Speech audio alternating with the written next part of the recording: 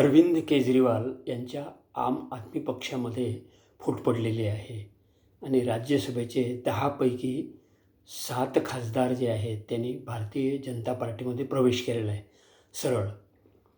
आता हे सुद्धा पक्षांतरच आहे आणि बरोबर त्यांनी 2/3 हा आकडा गाठून आणि पक्षांतर बंदीला टांग मारलेली आहे. महाराष्ट्रामध्ये 22 आणि 23मध्ये शिवसेना आणि राष्ट्रवादीमध्ये फूट पडली.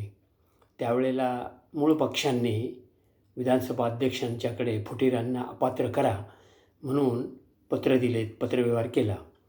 त्याच्यानंतर निवडणूक आयोगाकडे सुद्धा पत्रव्यवहार केला. पण दोन्ही प्रकारांमध्ये विधिमंडळ पक्ष म्हणजे आमदारांची संख्या लक्षात घेऊन आणि फुटीर पक्षांनाच पक्षाचं नाव आणि चिन्ह देण्यात आलं आणि तो प्रकार किंवा तो वाद जो आहे अजून सर्वोच्च न्यायालयामध्ये चालूच आहे, तो मिटलेला नाही. आता ही जी मंडळी अरविंद केजरीवाल यांचे पक्षाचे जे 7 खासदार सोडून गेलेले आहेत ते जनतेतून निवडून गेलेले नाहीत, तर ते विधिमंडळातून निवडून गेलेले आहेत. आमदार त्यांचे जे आहेत ते मतदार आहेत. त्याच्यामुळे आमदारांची अपेक्षाभंग आणि आमदारांचा विश्वासघात ह्या खासदारांनी केलेला आहे. म्हणजे एक प्रकारे विधिमंडळाचा विश्वासघात झालेला आहे. त्याच्यामुळे विधिमंडळामध्ये या 7 खासदारांच्या विरुद्ध अविश्वासाचा ठराव आणि त्यांचं सदस्यत्व खासदारकी रद्द करण्याबाबतचा ठराव पास करून आणि तो जे उपराष्ट्रपती आहेत, राज्यसभेचे जे सभापती आहेत त्यांना पाठवून दिला पाहिजे आणि नव्याने ही लढाई जी आहे पक्षांतरबंदीची लढली पाहिजे. कारण ते आमदारांच्या मधून निवडून गेलेले आहेत.